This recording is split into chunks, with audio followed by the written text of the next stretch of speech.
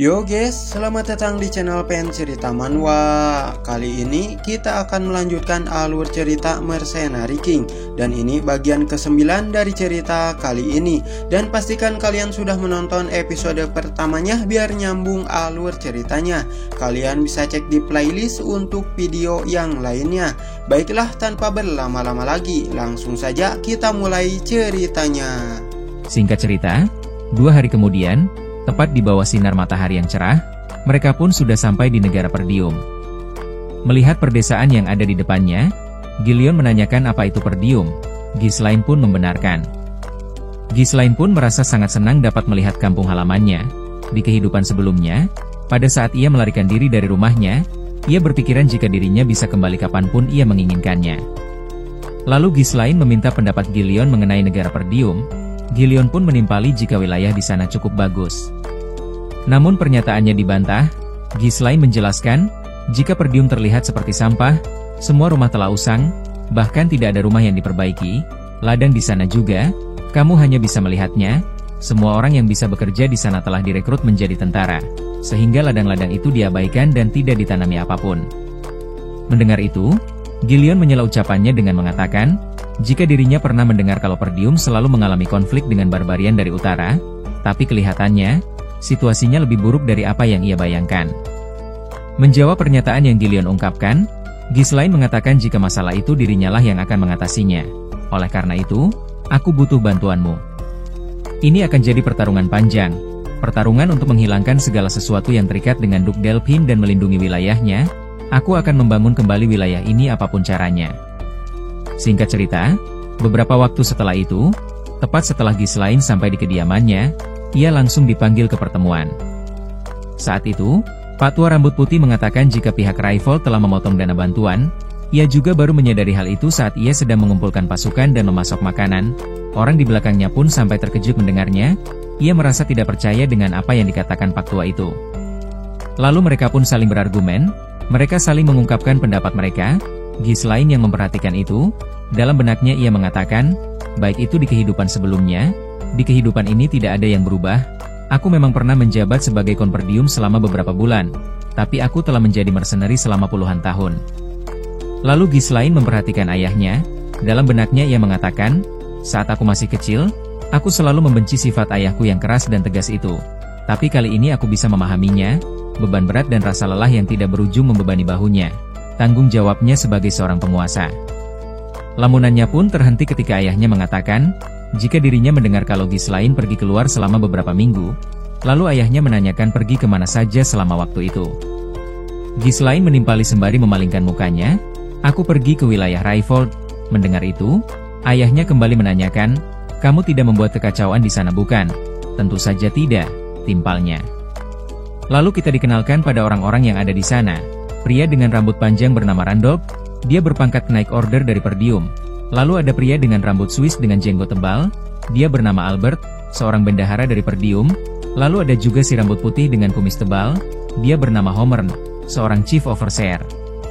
Lalu Albert mengatakan, walaupun dirinya tidak dapat mempercayai perkataan Ghislaine, tapi ia mendengar jika Ghislaine mendapatkan banyak uang dari duelnya melawan Cain Loges. Lalu Albert bertanya memastikan, kamu tidak menghabiskan uang itu untuk berjudi bukan? Mendengar itu, Ghislaine pun menghela napas sembari menggumamkan jika dirinya tidak terlibat dalam perjudian. Lalu ia menimpali perkataannya. Tidak, aku kesana hanya untuk membahas sesuatu dengan Amelia.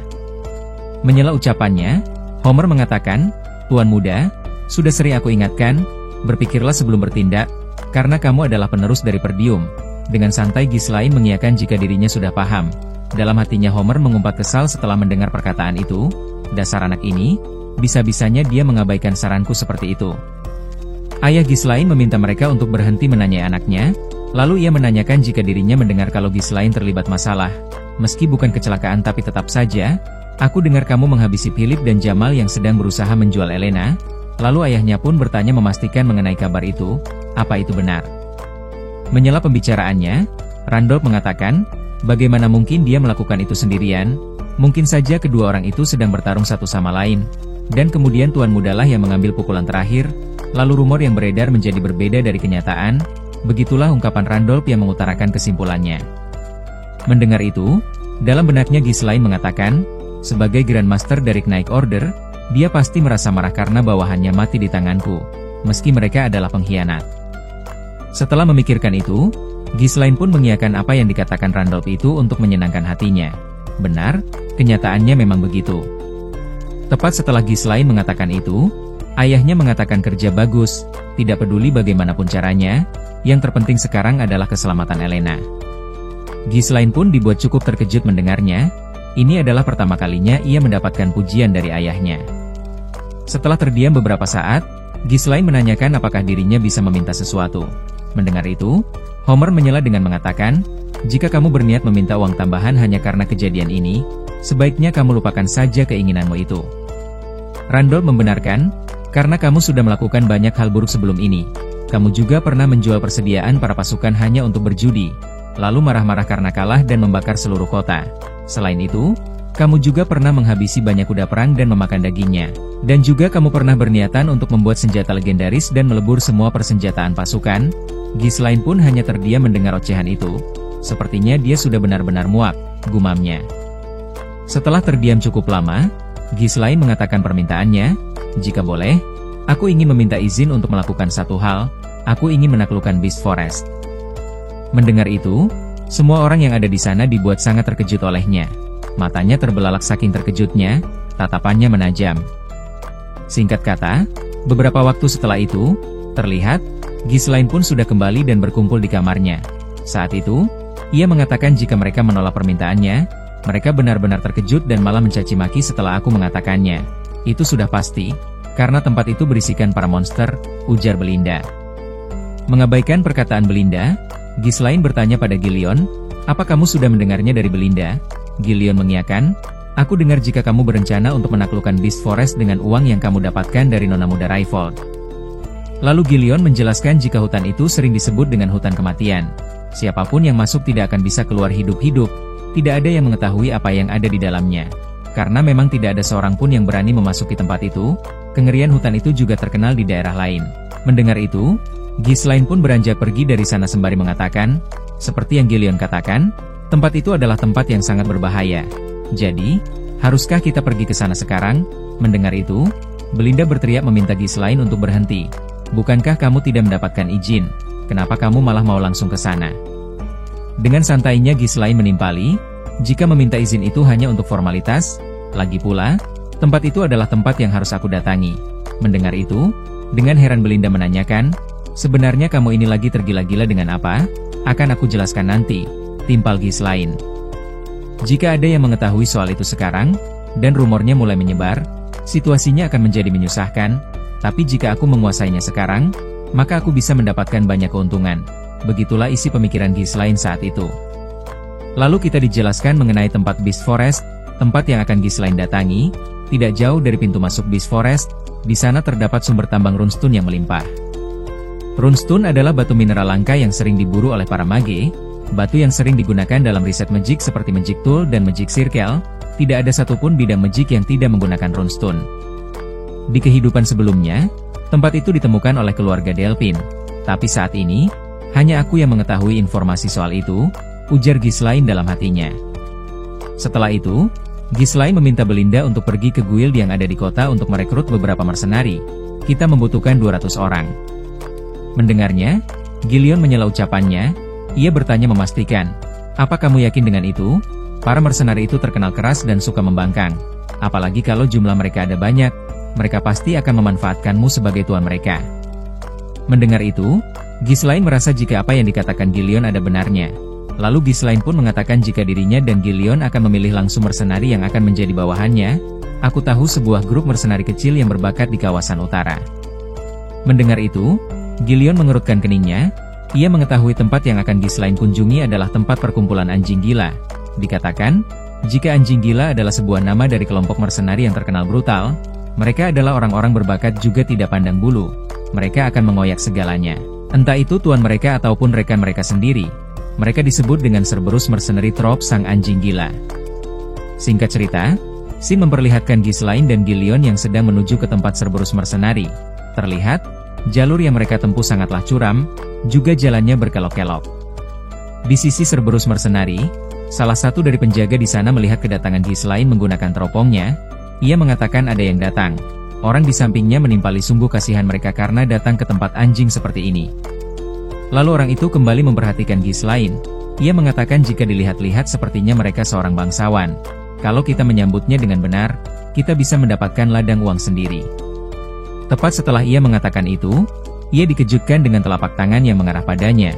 Tidak lama teriakan pun terdengar di sana. Terlihat, orang yang sebelumnya memantau Ghislaine pun dicengkeram oleh Gillion. Perhatian orang-orang yang ada di sana pun mengarah padanya karena teriakan itu. Lalu Gillion melemparkannya pada orang-orang yang sedang berkumpul di depannya. Melihat itu, tatapan mereka pun berubah tajam, giginya menggertak, menunjukkan jika mereka sangat marah melihat temannya yang diperlakukan seperti itu. Mereka pun langsung mengepung Gillion sembari mengatakan sumpah serapahnya. Mereka merasa tidak terima jika ada orang luar yang mengacau di wilayahnya. Lalu seseorang dengan kupluk di kepalanya mengatakan, kelihatannya ada bangsawan muda yang datang. Tidak peduli setinggi apapun kelasnya, dia tidak seharusnya datang ke tempat ini, karena kamu tidak akan bisa kembali hidup-hidup. Tidak gentar dengan perkataannya, dengan tatapan dingin ia meminta orang itu untuk tidak berisik, lalu ia menanyakan siapa ketua kalian. Cepat katakan. Mendengar itu, pria itu pun terkekeh, lalu ia memutar senjata di tangannya sembari mengatakan, sepertinya ada seorang bangsawan gila di sini. Kalau kamu mau memulai sesuatu, kamu juga harus siap menerima konsekuensinya. Kemudian pria itu melemparkan senjatanya ke arah Ghislaine. Senjata itu melesat dengan sangat cepat. Meski begitu, dengan mudahnya Gillion menghentikan serangan itu dengan menancapkan senjatanya pada rantai yang terikat pada senjata orang itu. Pria itu pun sangat terkejut melihat serangannya berhasil ditahan dengan sangat mudah. Selain itu, dia juga bisa menancapkan pedangnya di sela-sela rantainya. Lalu Ghislaine mengatakan jika dirinya sudah menduga kalau mereka tidak mau mendengarkan perkataannya, kemudian meminta Gillion untuk memperlakukan mereka sesuka hatinya tapi jangan menghabisinya. Gillion pun langsung bersiap setelah mendengar perintahnya. Baiklah, akan aku lakukan. Lalu Gillion menarik rantai itu. Karena rantai itu terikat pada tangan si pria itu, tubuh pria itu pun tertarik ke arahnya. Di saat pria itu melayang di udara, Gillion mengayunkan rantai yang terikat pada senjatanya dan mengarahkannya pada pria itu. Ayunan senjata itu pun tepat mengenai pria itu. Pria itu pun berteriak kesakitan. Melihat ketua mereka dikalahkan, bawahannya mulai bergerak dan langsung menerjang ke arah Gillion sembari mengatakan, jika mereka tidak akan membiarkan Gillion lolos. Menyambut kedatangan mereka, Gillion mengayunkan rantai yang terikat pada pria itu dan lalu mengarahkannya pada orang-orang itu. Karena hal itu, tubuh mereka pun bertabrakan dan terhempas cukup jauh. Setelah itu, Gillion pun memberikan tatapan tajam pada orang-orang yang belum menyerangnya. Seketika, tubuh orang-orang itu pun gemetar ketakutan, yang awalnya menatap Gillion dengan sangar, kini menjadi tatapan penuh belas kasihan. Kemudian Ghislaine turun dari kudanya dan lalu mengatakan lama sekali. Sampai kapan kalian akan membuatku menunggu seperti ini? Ghislaine pun meminta mereka untuk secepatnya memanggil komandan mereka. Beberapa saat setelah itu, komandan kelompok mersenari Cerberus pun datang menghampiri Ghislaine. Sembari berjalan mendekat, ia mengeluhkan atas panggilannya itu. Ia merasa terganggu di saat ia sedang tidur. Lalu ia pun memperkenalkan diri. Jika namanya adalah Kaor, komandan kelompok mersenari Cerberus, ia juga menanyakan ada urusan apa datang mencarinya. Dengan santai Ghislaine menimpali perkataannya, aku kesini untuk membuat permintaan. Merasa bingung dengan apa yang Ghislaine katakan, Kaor menanyakan, orang seperti apa yang mampir untuk membuat permintaan dan menghajar bawahannya? Bukankah kamu seorang bangsawan muda? Seharusnya kamu pandai dalam beretika. Mendengar itu, Ghislaine sedikit tersenyum, lalu ia meminta Kaor untuk menganggap hal itu sebagai salah satu caranya untuk menyapa mereka. Ghislaine juga mengatakan jika ia merasa kalau cara paling baik adalah membuat mereka tunduk. Mendengar pernyataan yang menurutnya menggelikan, Kaor menyeringai, lalu ia mengatakan jika kamu menyapa kami 2 kali, berarti kamu mau memulai perang atau semacamnya. Beberapa waktu setelah itu, Ghislaine pun dibawa ke suatu ruangan. Di sana Kaor menanyakan permintaan apa yang Ghislaine inginkan. Ghislaine pun mengatakan jika dirinya akan menaklukkan Beast Forest. Mendengar itu, Kaor dan kedua bawahan di belakangnya dibuat cukup terkejut olehnya. Ghislaine melanjutkan ucapannya, ia mengatakan jika dirinya ingin menyewa mereka untuk menaklukkan Beast Forest. Setelah Ghislaine selesai dengan ucapannya, Kaor pun angkat bicara dengan mengatakan, orang seperti apa kamu ini sampai berani macam-macam dengan Beast Forest yang berbahaya itu? Dengan santai Ghislaine mengatakan jika dirinya Ghislaine Perdium, seorang duk dari wilayah Perdium itu sendiri. Mendengar itu, mereka pun tertawa terbahak-bahak setelah mengetahui jika orang di depannya adalah Ghislaine. orang yang dirumorkan suka menyebabkan masalah, juga orang yang dikatakan tidak berguna. Ternyata kamu tuan muda yang terkenal itu. Pantas saja tindakanmu gila. Orang sepertimu mau menaklukkan Beast Forest. Begitulah ujar mereka yang belum mengetahui kemampuan yang Ghislaine miliki. Setelah puas dengan tawannya, Kaur menanyakan apa kamu dibesarkan dengan manja sampai tidak mengetahui seperti apa Beast Forest itu. Sayangnya tempat itu bukan untuk orang manja sepertimu. Tepat setelah mengatakan itu, Kaur mengakhiri pertemuan itu dengan memerintahkan bawahannya untuk mengantarkan Ghislaine keluar dari sana. Melihat itu, Ghislaine tersenyum dan lalu mengatakan, apa kamu takut? Aku mendengar kalau kelompok mersenari kalian cukup ahli. Apa itu cuma rumor yang dilebih-lebihkan? Mendengar itu, Kaur menghentakkan kakinya ke atas meja sembari mengatakan jika harganya tidak sebanding, pekerjaannya tidak akan kami ambil. Orang lemah selalu memakai alasan seperti itu untuk segalanya, ujar Ghislaine menimpali. Mendengar itu, Kaur pun menyender ke belakang sembari mengatakan jika suasana hatinya menjadi buruk, tadinya aku berniat menghiburmu, tapi sekarang kamu malah memprovokasi seperti itu. Orang sepertimu yang tidak paham cara dunia bekerja itu tidak bernilai untuk dihabisi. Akan aku biarkan kamu pergi. Lalu Kaur meminta Ghislaine untuk mengganti rugi kerusakan yang diperbuat dan pergilah dari sini. Ghislaine pun masih bersikap santai setelah mendengar perkataan itu. Lalu dengan serius Ghislaine mengatakan, aku menantangmu Moriana's Recognition. Mendengar itu, orang-orang di sana pun dibuat cukup terkejut. Begitu juga dengan Gilion. Lalu Kaur bertanya memastikan, apa kamu tahu apa artinya itu? Dijelaskan, jika Moriana's Recognition adalah duel tradisional yang turun-temurun di antara para mersenari. Saat duelnya disetujui, kedua partisipan akan bertarung menggunakan dagger tanpa mana. Sementara tangan mereka diikat bersama, meninggalkan lingkaran kecil saat pertarungan akan dianggap kalah.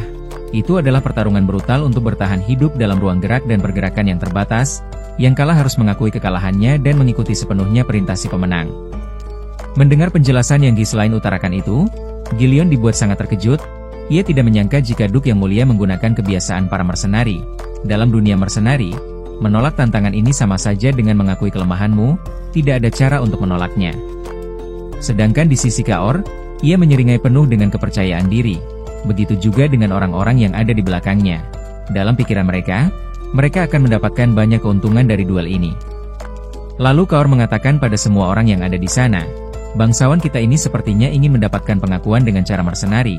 Bukankah kita akan dengan senang hati menerimanya?